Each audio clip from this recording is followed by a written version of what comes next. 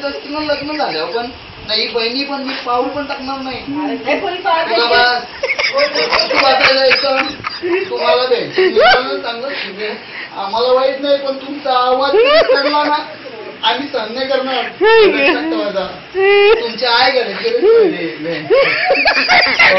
स्पष्ट बोलतो स्पष्ट बोलणारा माणूस मी मावशी गेला ना मी 80 दिवस बाबांची सोबत काढलेले बाबांच्या सोबत मी पायी सोबत दिवस काढलेले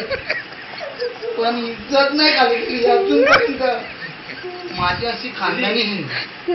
माझ्या बहिणीने जर वाईट पाऊल टाकला असताना तर मी बहिणीला जिवंत आपली स्थिती मोठी असो का बारकी असो हे माझे भाईबंधांच्या पोरी काय वाईट वाकडा केला असेल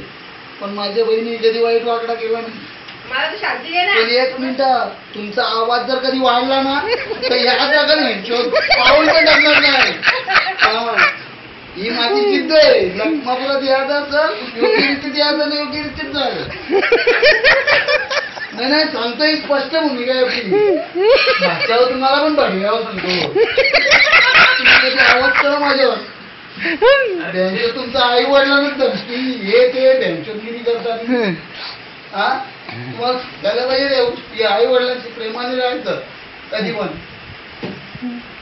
तुमचं कोणामुळे चांगलं होते ते आई वडिलांचे उपकार असतील काय तुमच्यावरती